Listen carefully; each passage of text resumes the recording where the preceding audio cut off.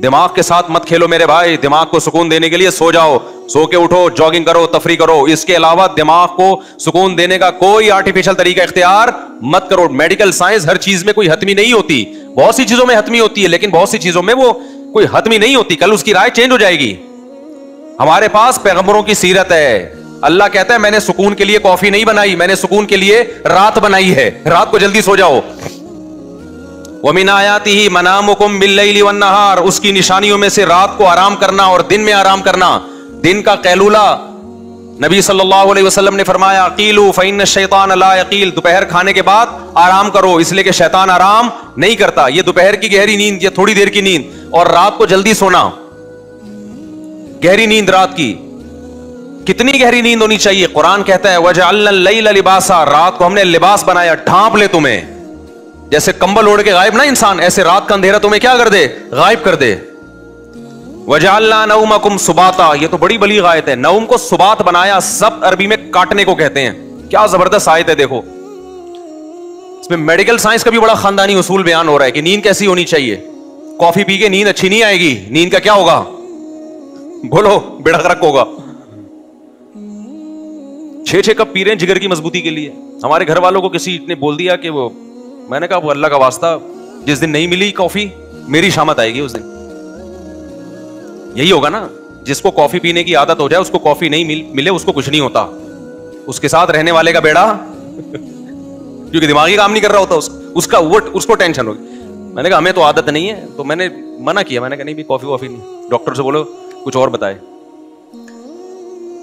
तो अल्लाह मियां ने क्या कहा है? वजअलना नौमकुम सुबाता। मैं मानता हूं कुछ फायदे होते होंगे, मैं कोई डॉक्टर थोड़ी हूं, लेकिन हम कॉमन सेंस की बातें जानते हैं, ठीक है ना।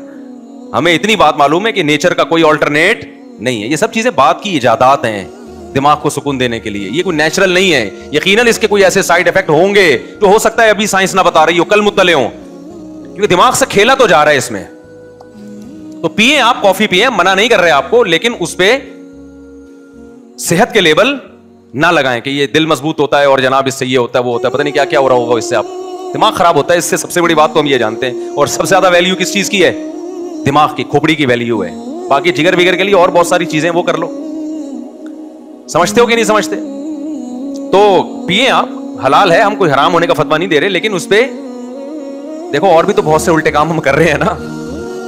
सुबह पराठे फोड़ना, कोई सेहत अच्छी होती है इससे? क्या ख्याल है, कोई अच्छी होती है सेहत? फोड़ रहे हैं हम, लेकिन उस पे सेहत का लेबल नहीं लगा रहे हम। बर्गर खा रहे हैं, पिज्जे खा रहे हैं, कोई सेहत अच्छी होती है उससे?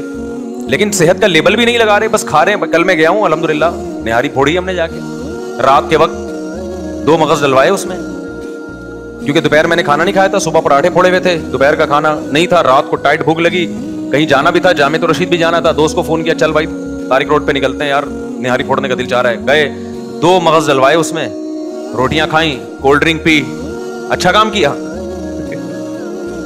लेकिन ये नहीं कि फिर बयान दिया कि आप लोग निहारी में रात के वक्त 2 मगज डलवा के कोल्ड ड्रिंक पिया करें, इससे सिल्म स्मार्ट हो जाएंगे, कोलेस्ट्रॉल कम हो जाएगा। भाई बस एंटरटेनमेंट की एक चीज है, हलाल है। अब सेहत का इतना भी सर पे मुसल्लत करना कि इंसान नली निहारी से महरूम हो जाए, लेबल नहीं लगाया, फोड़ फाड़ गए, आ गए।